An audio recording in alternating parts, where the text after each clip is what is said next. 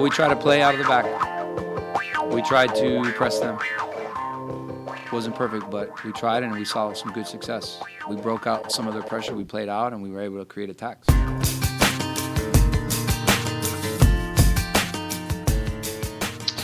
All right, welcome to all you FC Dallas curious fans, as our good friend Peter Welton would say. My name is Buzz Carrick. I'm your host tonight. Peter is not here again. He's out potentially buying a car or not buying a car, as the case may be. With me, as usual, is Dan Crook. Dan, welcome to the show. Hey, how's it going? I've got to say, I'm calling in from Sevilla. I turned up for the wrong game entirely. Yeah, you're all the way across the pond. But the stream worked in Sevilla and Dallas only, so I was in luck. Yeah, the two places you can watch the game. I am calling in from Lake Coeur d'Alene, Idaho, as I am still on vacation, but I will be back in town in Dallas on Thursday, just in time to do next week's podcast, and then hopefully we'll get back to the regular scheduled practice reports and whatnot that comes with the Third Degrees coverage. Oh, thank God. Thank God. Someone's got to go to practice. Yeah, it's amazing no one really goes. Okay, so let's talk about FC Dallas. After the 1-0 loss to Minnesota, Dallas sits 7th in the West on 29 points and 1.38 points per game. They're 7th in both versions of the standings, whichever one you prefer to look at. Obviously, right now, the points per game one is more important. Dallas is essentially a 500 team. They are 8-5. Bill Parcells would say your record is what it says it is. And so we're looking at a 500 team. But let's be honest, Dan, this is basically where we thought they would be, is it not? I thought they would be a little bit higher than this. I think I said 6th instead of 7th. And maybe it would get better over the course of the season and with the summer window. But this is what we expected, is it not? Yeah, I kind of figured anywhere between 5th and 7th. I think Minnesota's going to level off. San Jose, people are going to figure them out. Portland are obviously going to keep getting better.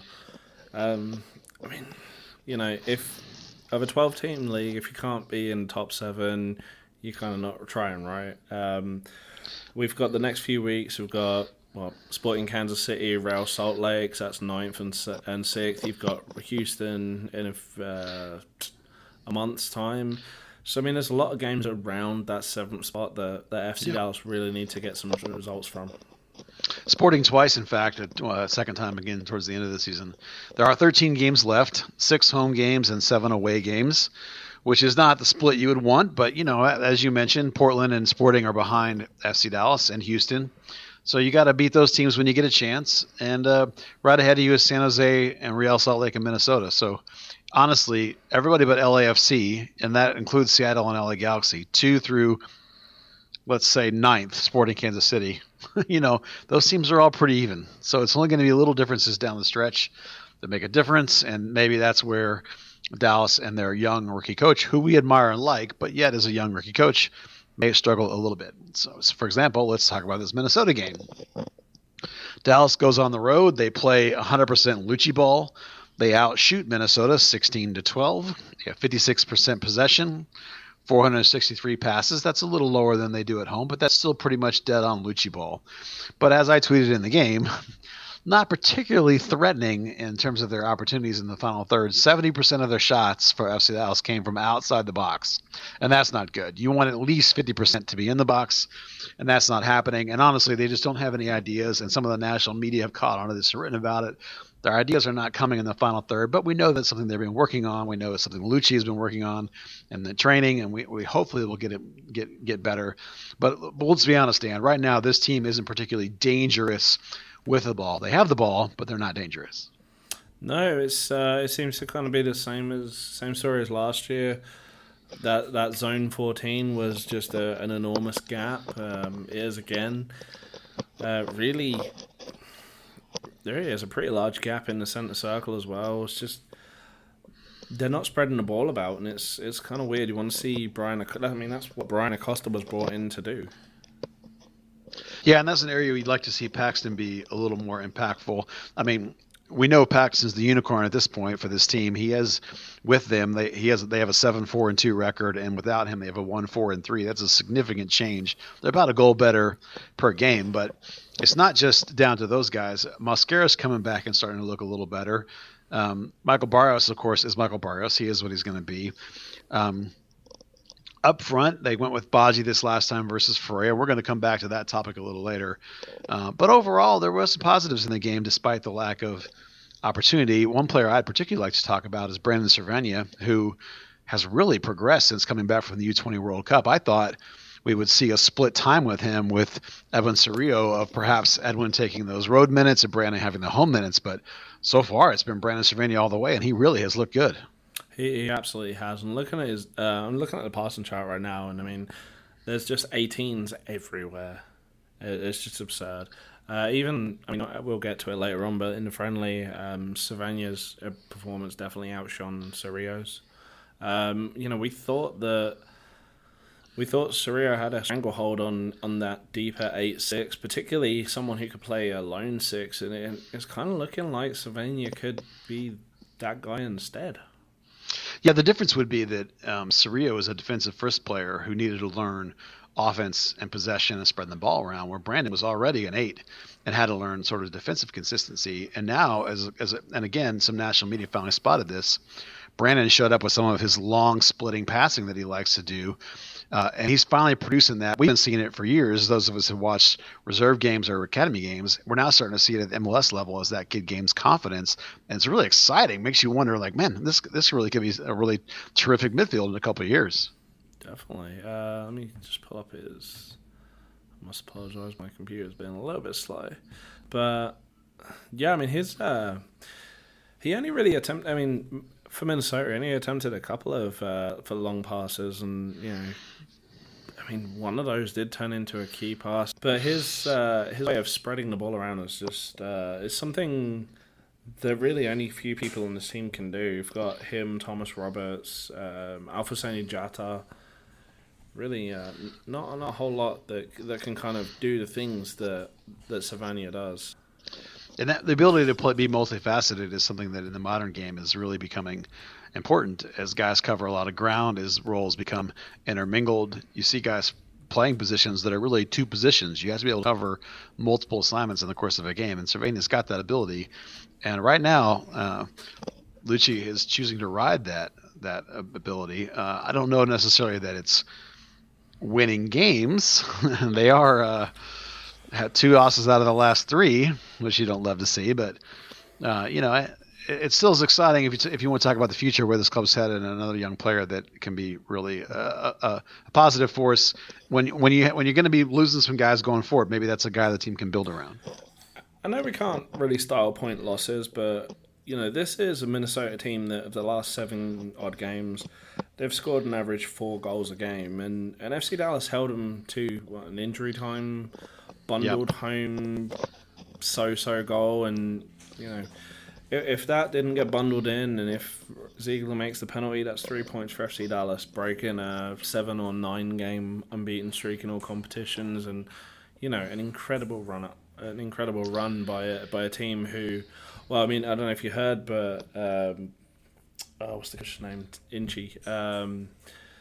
Adrian Heath, he went on a rant about Bobby Warshaw underrated in Minnesota and everyone else in power rankings and everything else.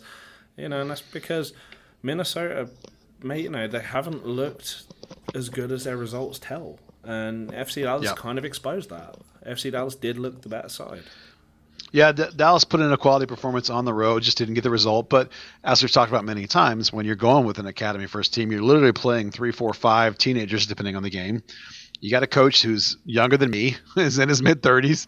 So, you're going to sometimes outperform your ability, and you're going to not get a result from here and there. And that's part of learning how to be a pro, is getting results and converting results. Even when you may have outplayed the team, you got to hold on to those results and make it happen is important. Absolutely. I mean, I would say, compared to the last time FC Dallas played in Minnesota, it was night and day. That 4-1 defeat up there, that was terrible. All right, that's enough about the Minnesota game. Let's move on to the Sevilla game, which was a midweek exhibition which included 3 halves, as we like to say. The first half of the game, of the 3, was essentially the FC Dallas starting lineup. No Matt Hedges, presumably maybe there's some sort of small knock, or if they just want to rest him, that's fine with me. That guy's played a ton of minutes. And also Ryan Hollingshead, who I did hear has a knock. And then Brisson came in for Hedges. That's no big deal. That's a rotation we'd like to see. Interestingly, Brian Reynolds played left back, which we have not seen a lot of. Well, once again, young Mr. Reynolds, only 18 years old, showing his versatility, now showing his ability to play both outside back positions as well as wing, which we've seen him sub in of late. And then otherwise, it was pretty much a standard starting lineup as they go. So Dan, fill us in on the first half of this game. The big news of that perhaps first period is Paxton call coming out of the game really early, perhaps holding his hamstring. Cross your fingers, hoping that's not a real hamstring injury. Yeah, it was a little concerning. He about 7 minutes in, he makes a run from midfield, turns a couple of players, takes a shot, really overhits it, and then the camera pans to him and he just turns around and he crouches, holds his hamstring, tries testing out a little bit. They waited 28 more minutes before pulling him off and putting Jesus in. I unfortunately, with the nature of it being like 3 halves, I figured, screw it, I'll stay up in the press box and cover the North Texas half rather than go to the press conference. And it appeared that FC Dallas or any of the media that other than myself that went, nobody felt the need to ask about that. Good grief! So we'll kind of have to see. Yeah, we'll have to see. Yeah, well, that's bad when your talisman, your unicorn pulls up with a hammy. Hopefully, the fact that he can continue to play means he's okay. Hopefully they'll get some rehab on him, and if they have to hold him out for a game, such as life, they'll try and replace him against Sporting. But in the meantime, how did Mr. Reynolds look at left back, since that's a unique position for him? I was really pleasantly surprised. We did see it against Cholos. For anyone that's played at any level, if you go from left to right or right to left, everything changes. Your habits of how you close down a player and which side of which foot you leave open to them, or when you're going forward, which side you cut in on and cut out on and try and favour, it all changes. And for someone who's played, he's played right wing. He is a right winger. He's a natural right winger. He played striker to get minutes. He came back to right wing. Then he went back to right back. To come back and start going over to the left, his tendencies just switched over like he's played there all his life. I would sort of contrast it to Ema Tumasi. Tumasi is going through kind of the same stuff that Reynolds went through 18 months ago of, not necessarily knowing when to commit, when not to commit, which side of the ball to go to. Reynolds looks like he's played at left back for years, and this is his second game. I think one thing that speaks in his favor that way is he is an instinctual player. He is a guy that doesn't overthink things, and that probably lends itself to his converting different positions. But speaking of Tuamasi, let's talk about the second group, because there was lots to talk about in that group. Speaking of Tuamasi, for me, this can put him at the right back is very interesting, because they already have Brian Reynolds at right back. We already have Kevin Benet in the academy, who's a fantastic future prospect at right back. Why are they looking at Tuamasi at right back? It makes me wonder if, as we talked about on the pad last week, there really is something to this Reggie Cannon stuff, because if you're going to sell Cannon in this window, Brian Reynolds becomes your starter probably, but you're going to need another guy there, and Kevin Benet is probably not ready, so Tuamasi might be that guy. Yeah, and I think it kind of balances the team out. We've had this whole issue of since Castillo left, the wings haven't quite been in tune when Lamar was here. Yeah. He was so out of balance with Barrios, because he wasn't that same kind of vertical player. He was the cut inside, body a player off the ball, take a shot. It wasn't like an interchangeable play. It wasn't something that really could provide that double threat. In terms of the wing backs, looking at the second half yesterday, Reynolds starting on the left, Tomasi on the right. It was both wingers. It was wingers that could get upfield and still had the kind of defensive capability to get back, get right side of the ball, really defend, really put pressure on a good team, a team that spent 150 million over this summer.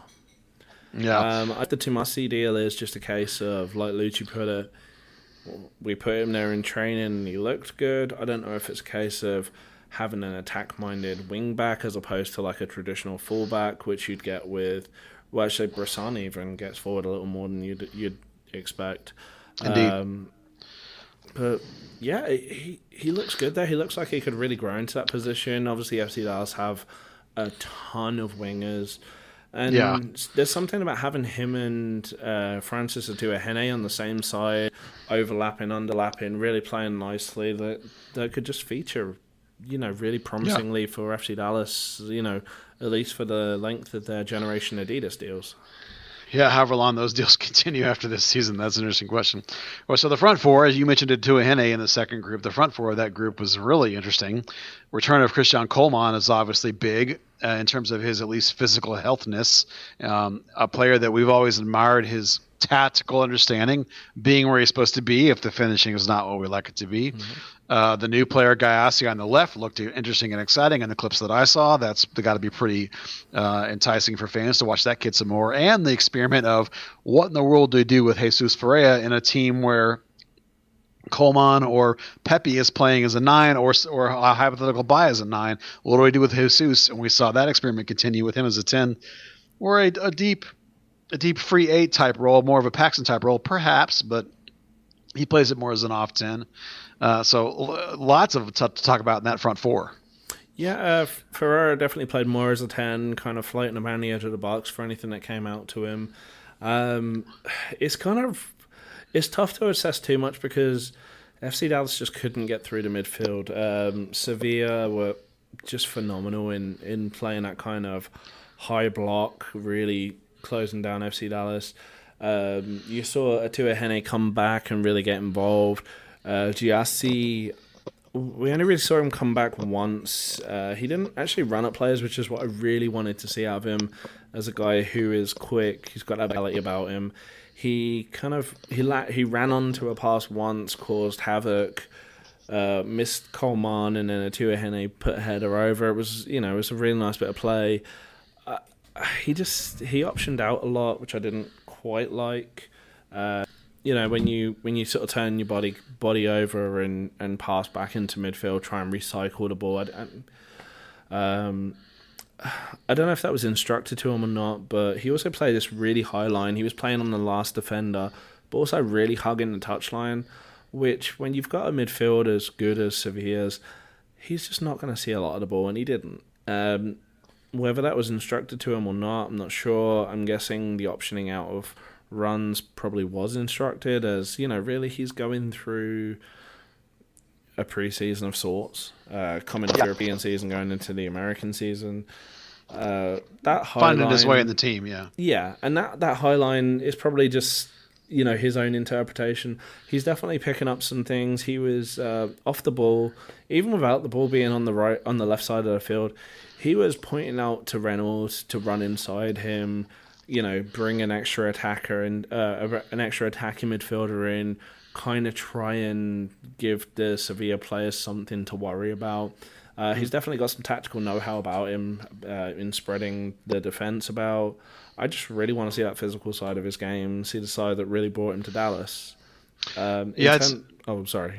That's what I was going to say. It's interesting you mentioned the Gayassi Reynolds stuff because I actually had somebody, just an observer, sort of text me and said they really liked the chemistry that sort of was happening on that left side with those two guys. It was exactly like Atuahene Tomasi. It was the mirror image. They seemed to just click from the first minute. Well, that's certainly exciting when you see a new guy sort of trying to fit into the team and helping out a young guy right away like that. That's got to show well for him in terms of his integration into the team. Definitely. And the last thing I really wanted to mention was Coleman in that front four. Mm-hmm. He didn't see a whole lot of the ball. That didn't really penetrate.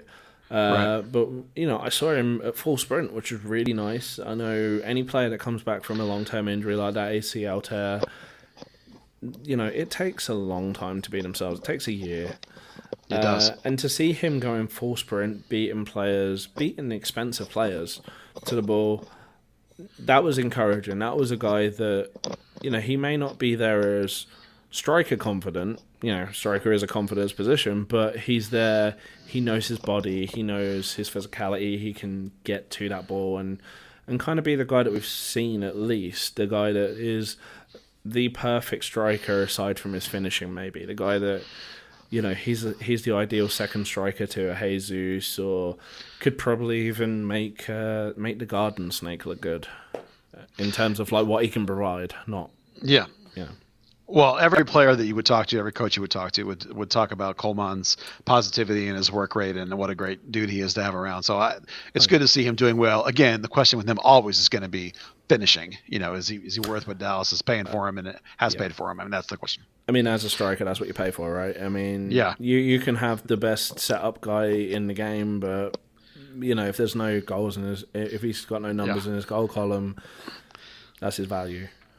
That's the thing about talking about strikers, is it's the one position that has such a definitively measurable output that is all that really matters, and that's scoring goals. And that's why Roland Lamar played when he was here, despite the fact he was terrible at everything else. He scored goals, and so he played a lot. All right, let's talk about the third unit of the Sevilla game, which was interesting in its own way, because saw the return of Ricardo Pepi. Love to see that. But it also saw Pablo Aranguiz playing on the left and the Garden Snake on the right. And Thomas Roberts as his new sort of linking eight hybrid position he's playing. That's I mean, for those guys, for Andresic and for Aranguiz to be with that team has got to be a kick in the gut for those guys. Yeah, I will say Aranguiz responded in the most professional way possible for a guy that's been labeled as being petulant, childish, whatever you want to call it, and that's just outside of the Shellers friendly being told, hey, you're on your last warning 10 minutes in and then getting sent off. He did exactly what he needed to do. He was okay going forward in possession, still shaky, really good defensively. He took his goal well. He wasn't complaining. He wasn't throwing himself about, diving. He just got on with the game. Andrasek, really happy to see his defensive contributions. Is a nice aspect that he's kind of added to his game. Any professional player that isn't quick will always say that they got where they are by knowing where to put themselves, not how to throw themselves about. So it was good to kind of see him be able to get back to the defensive third, make a tackle, and still be available. And he had these little crossover runs with Pepi because. Sorry, for context. FC Dallas played the front three: Aranguiz on the left, Pepi in the middle, Andrasic on the right. A little bit weird because you'd expect Pepi to be on the right, but Pepi is probably also your strongest forward. Yes. So they had a couple of crossover runs, just feeling out the Sevilla defense. Whether they wanted the stronger Andrasic or the quicker Pepi. Not that Pepi can't throw his body around and stand up to a player. That's definitely been something we've been impressed with. But Andrasic showed some good qualities. It's tough because I'd love to see him get more minutes and develop that side of his game. You don't take those minutes from Pepi or Tanner Tessman or Johan Gomez in USL League One, but at the same time, his end product doesn't say anything to any USL Championship team. So it's kind of like, where do you get in those minutes that's least destructive to him and the team? Yeah, well, at his age, I don't think he's going to get them. And that's kind of the downside. That's unfortunate for him, but I mean, that's on FC Dallas didn't necessarily scout him well enough to know where to fit in and where the team was going to fit around him. In the end, it's a failure of scouting that he's here because he is definitely not MLS capable quality. And I know in speaking to Marco Ferrucci, he said, they were put onto him by the league. The league wanted to go for more European guys, specifically more Eastern European. They wanted to grow that market. But at the same time, just because the league says, hey, commercially we want to get Poland and Czechoslovakia on board, you need to do some extensive scouting and see what he was. Yes, he did have a phenomenal 6 months in his return from that hip injury in Poland, but you're talking about a guy who scored a two dozen goals in a 10-year career. It's kind of not what you want. No, it's not. Well, speaking of the rest of this lineup, reinforces the idea that Arturo Rodriguez is the closest to being an MLS helping player now if he needed some sort of 8 or wing or attacking sort of 10 player. There is a downfall in seeing Jota as a center back, as much love Jota as a 6. This more underscores the lack of progress or lack of ability of the other center backs on the squad other than Breck Evans, who, of course, is your captain and leader. And then, of course, 15-year-old Jonathan Gomez, the younger brother of Johan Gomez, at left back, the only academy player on this list that played. Maybe there were some subs later. But that underscores, I think, Jonathan Gomez's position as more than likely, along with Tanner Tessman, as your next homegrown targets, perhaps North Texas targets, but probably even potentially homegrown targets. That kid is close to MLS ready already, and he's just 16 years old. It is truly remarkable watching him progress over the last year. Yeah, it's kind of funny because with wingbacks, you want to notice them, but at the same time, you don't want to notice them. You want them to be the guys that are closing the player down and not letting them get the ball. You want them to be the guy that's feeding the winger very quickly or the defensive midfielder very quickly.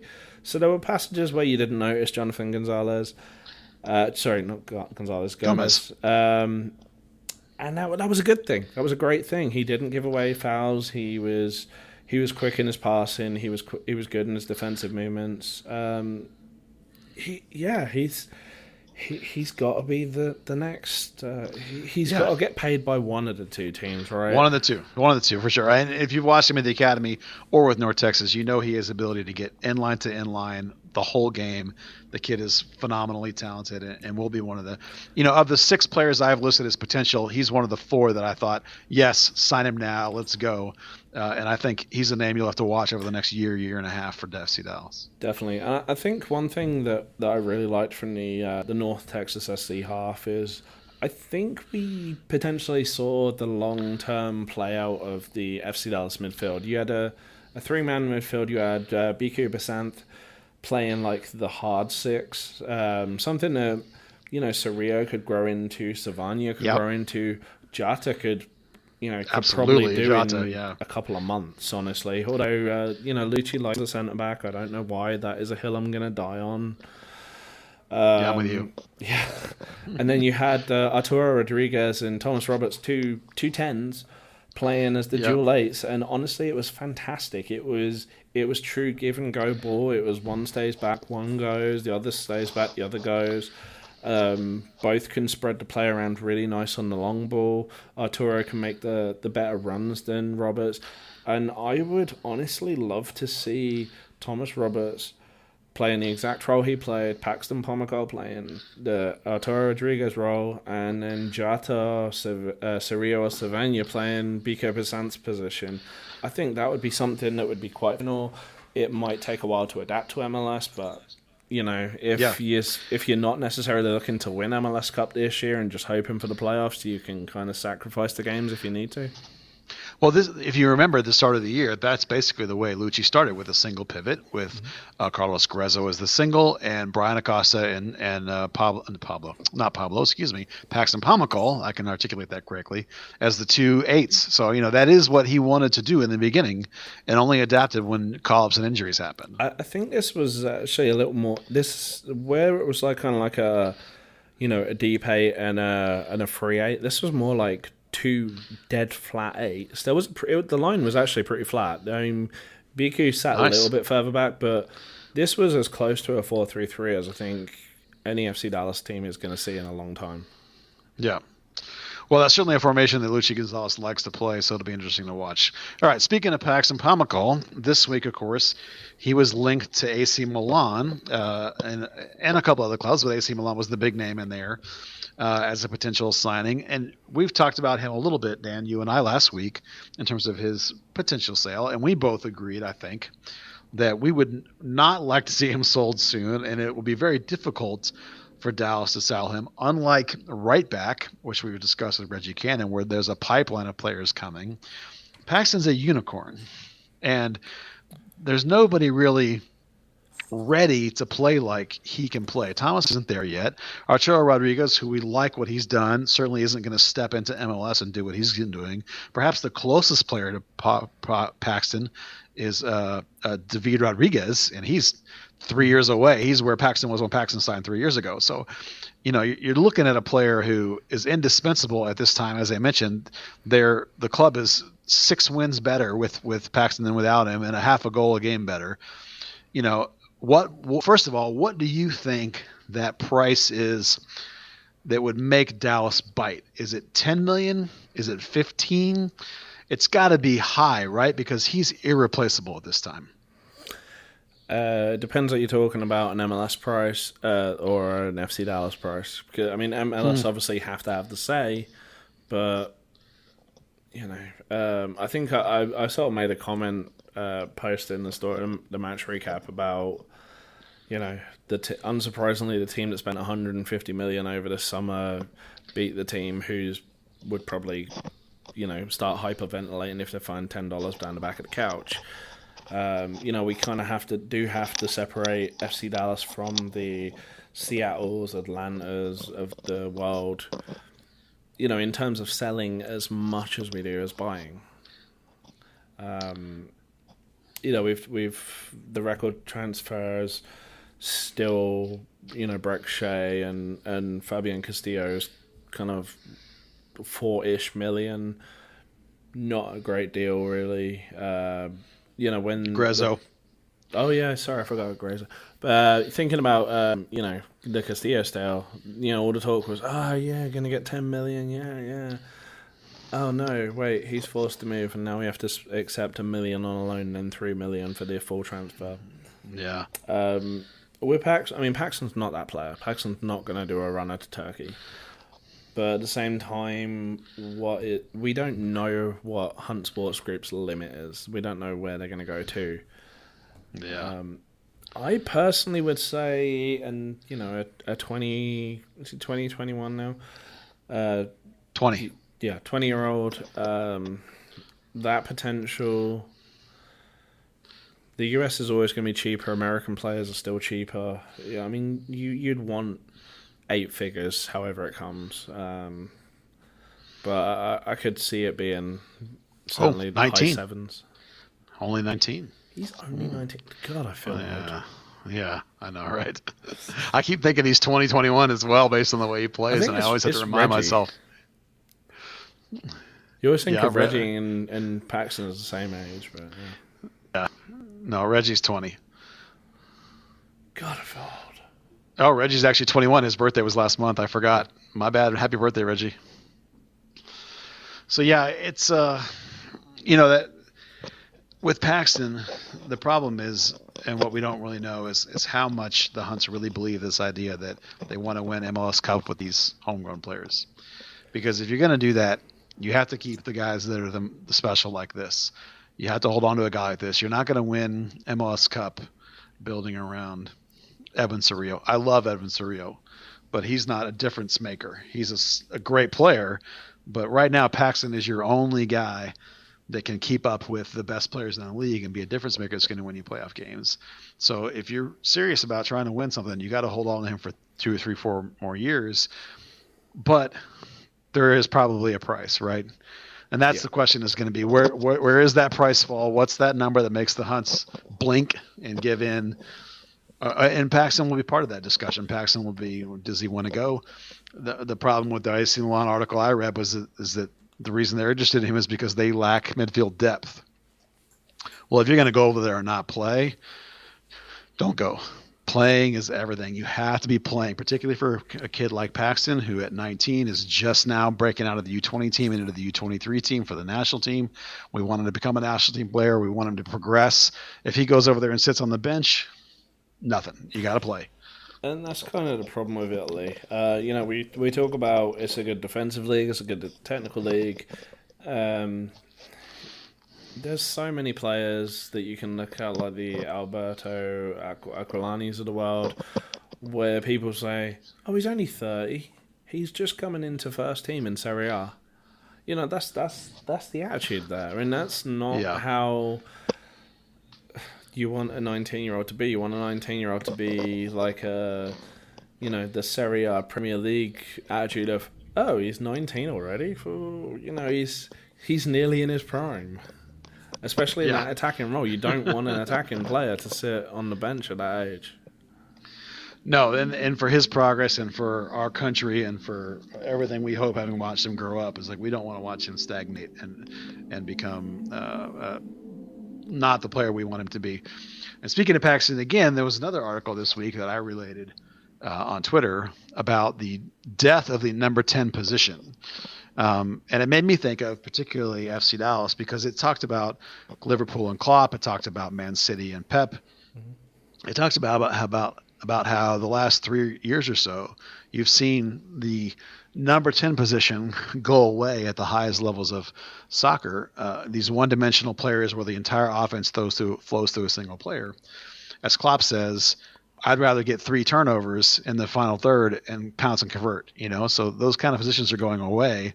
They use a player who's more of an 8 or even a 6 in these higher positions to try and get the ball back right away. And Paxton is like that. Paxton is a modern example of that. He doesn't play as a pure 10. He plays as a hybrid sort of position. He knifes into those holes, but he does come way back. Remember Bobby Warshaw's triple pivot, as he would claim. We've all seen Paxton check back and really almost play as a holding mid, And even beyond Paxton, we're watching the evolution of Thomas Roberts to become more of an 8 than a 10. And perhaps even we could point at Pablo Aranguiz, who has not adapted his game, who is a pure 10 and can't figure out how to get on the field in Lucci's system because he hasn't made that adaptation. Yeah, as soon as you said the death of the 10, that was exactly what I thought, which is kind of funny because Aranguiz, when he's on the wing, he can, as that false winger, he can figure it out. I will say, watching Sevilla yesterday, that is what Lucci wants. The system they play is just phenomenal. And, Ever Banega got back as more of a free 8 than a 10. Francisco Pozo did the exact same deal. Even in those two interchanged with the midfielders behind them, tactics evolve. You had that kind of time when the 4-4-2 was everything, and then the Germans had the 5-3-2, 3-5-2, whatever you wanted to call it. And, this is the system now. It's that kind of 3-man flexible midfield that can kind of take play, defend, attack, move the ball around, just spread it perfectly. And that's something that, to his credit, Lucci wants to be close to the forefront I should say. And, even going back to the point you made about selling Paxton, Paxton's the guy to do that. That's one of the reasons you don't want to sell him. Yeah. Lucci has directly referenced both Klopp, Liverpool, and Pep as the guys that he wants to model on. He's talked about, oh gosh, even in his quotes yesterday, he was he was kind of geeking out about playing against this system. Coleman was, everyone was, and it's a learned coach who can see where the game's tactically evolving. The name I was trying to come up with was De Bruyne, because it's the idea of taking what used to be a 10 and bringing him back, like Paxton, like we're seeing with Thomas Roberts. This is the kind of things that Lucci wants to do with these players. And if you want to go even further, if you want to look at Arturo Rodriguez with the North Texas, you want to go all the way back to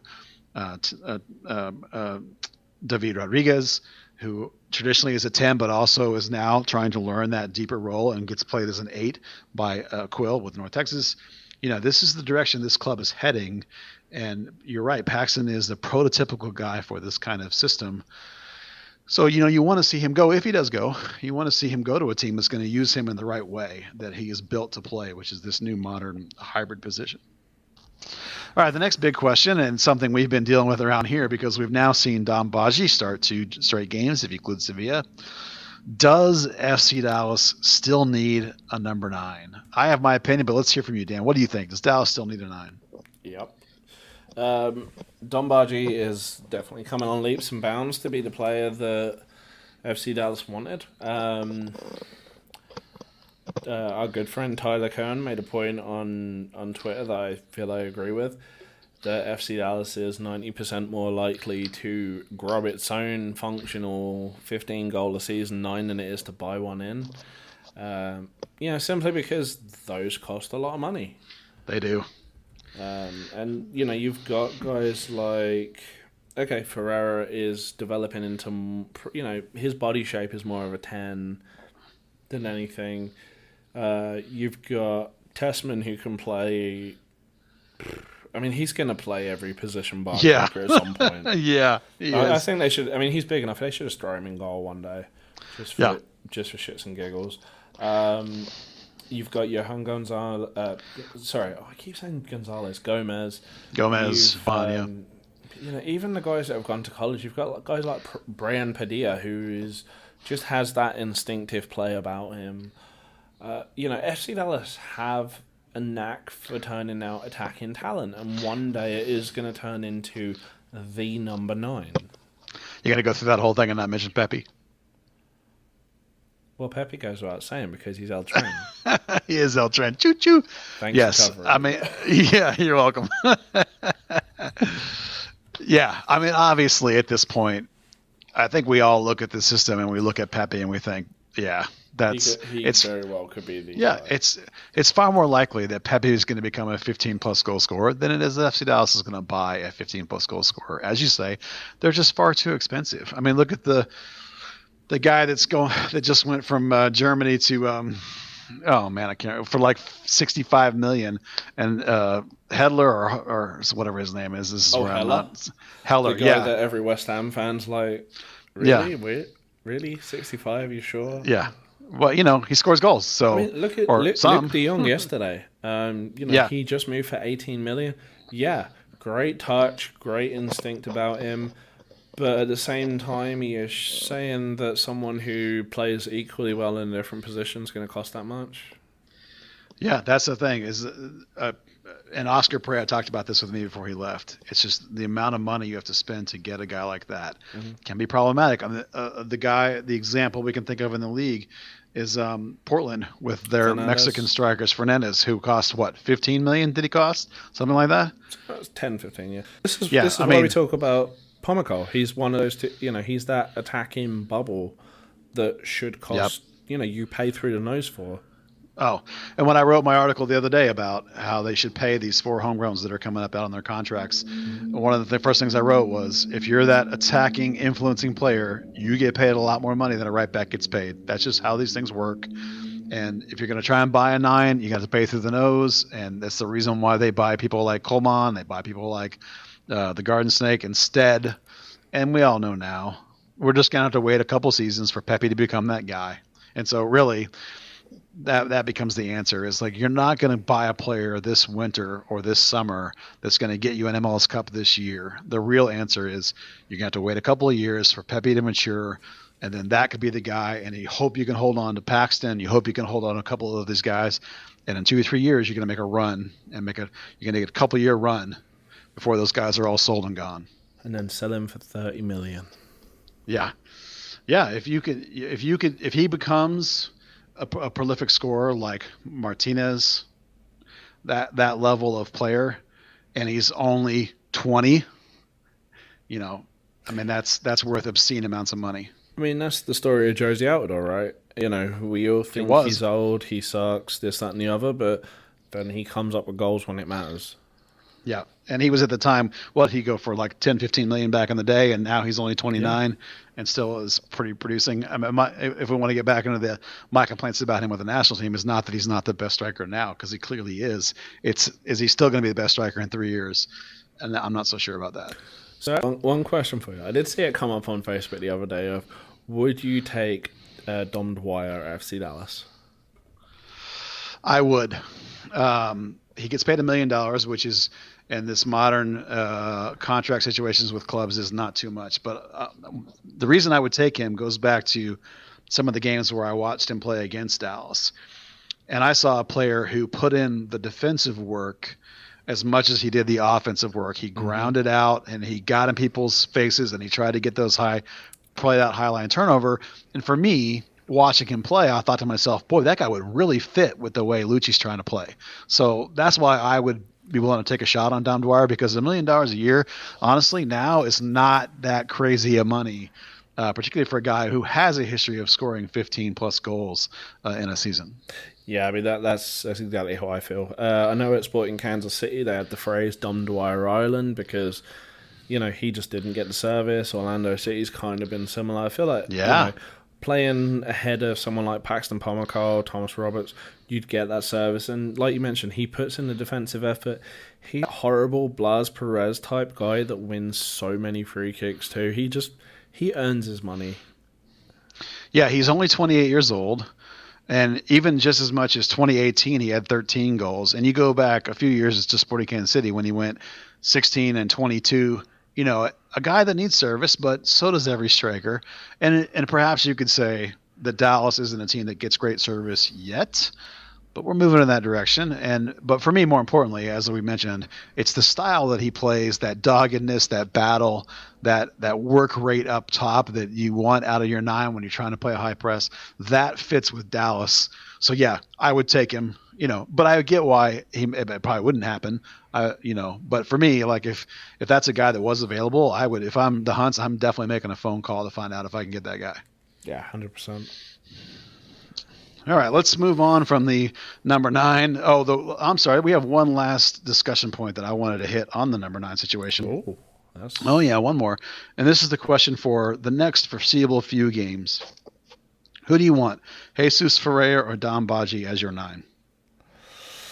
Oh, that's tough. Badji's looked pretty good lately, but he's also disappeared at times. Can I go with Christian Coman? You could, yeah, if you want. I think honestly, I would opt for Ferreira. I'm with you. I think it's got to be Jesus Ferreira, and I'll tell you why. And it's because I think the team plays a little better with him than they do with Badji, and it's because Ferreira is in the better positions. He puts himself where he needs to be for the shape, for the balls. Badji doesn't quite have the tactical finesse that Jesus has, so their production is about the same point. So I go with Jesus, and it's the same reason why you might want to go with Coman, because Coman plays the position properly. The finishing is not there. That's true all three of these guys right now. So, who we see is going to be an interesting question. For me, it would be Jesus. I also like, with Badji on the left, if we get the Santiago Mosquera from last night, amazing. Yeah. Badji can come in for anyone at the end.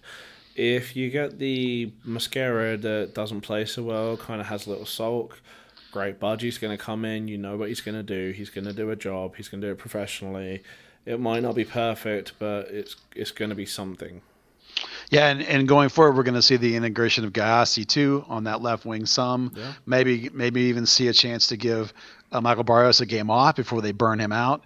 You could use Badji on the right and Gayassi on the left, or Ferreira on the right. He can play on the right wing, and so can Pepe, and so can Gayassi. Hypothetically, he likes to be on the right and cut it in on that left foot. So they got lots of options up top. It'll be interesting to see who can grab that other position. When Santi's on, the last game or two, he's looked like Santi from the spring when he's the MVP kind of candidate. Definitely, just not the guy that got that bruise on his knee and went to hospital about it. Yeah, he is a little soft from time to time, but what can you do? Which is tough because those attacking positions, they are so heavily mental toughness, which is where we kind of got off with thinking back to David Serra, the guy who would score absolute world-class goals in training, then it wouldn't quite happen in the game and he'd go to nothing, and then he goes to Portugal, he gets his confidence going, and suddenly he's a world beater again. Isn't it amazing what confidence does for a player? And Brandon Servania, we've talked about it. Yeah, when you have the coach's confidence and you're feeling confident, you try things and things happen. You're not playing scared, nuke lelouch. You're enjoying the game and things are going well. It's amazing. And this is what's good about players like Paxton Pomacall and Thomas Roberts. they could have the worst game ever, and they are at some point in their mind going to think they are Pele. They're kind of like immune to that self-doubt that brings an attacking player down. Yep. All right, well, let's move ahead to the final topic of the night, and that's the Sporting KC game coming up. Obviously, I think you're going to see pretty close to what the lineup was against Sevilla. That's kind of the idea. The big questions will be the health of Ryan Hollingshead and the health of Matt Hedges. Are both those players going to be back and be available? And then does Mosquera keep his place on the left wing? He's played pretty good of late, last two games, so that's pretty likely. And then who plays as the 9? Is it Baji? Is it Jesus? Is Coleman back? That's incredible. So there's a couple of questions going into this game, and we'll have to stay tuned and see what happens. Asidal's certainly not going to tell us all in advance who's going to play. But what do you think, Dan? What do you see happening in this game? I assume Baji gets the start at the 9. It's something that Lucci has been kind of building up to. Mosquera, like you say, he's had a couple of good games on the bounce. You don't want to get him out of the team too soon. Savagna and Acosta look like they've locked down those dual 6-8 roles. Paxton's a given. I would love to see Reynolds start. I think if Hollingshead's fit, he gets the start. He's kind of reliable go-to guy, and maybe he's playing a little bit on the attacking side ahead of Reynolds right now. Hedges, I did hear a whisper that he'd taken a knock, but that may have just been some false information and just needed a game off for a Milan friendly. Obviously, FC Dallas have 3 phenomenal starting centre backs with they do. Ziegler, Hedges, and Bressan. Bressan, he's Copa Libertadores winner and then finalist the next season. We won't talk about what he did in that final, but Yeah. And then the other 2 positions write themselves in Cannon and Gonzalez.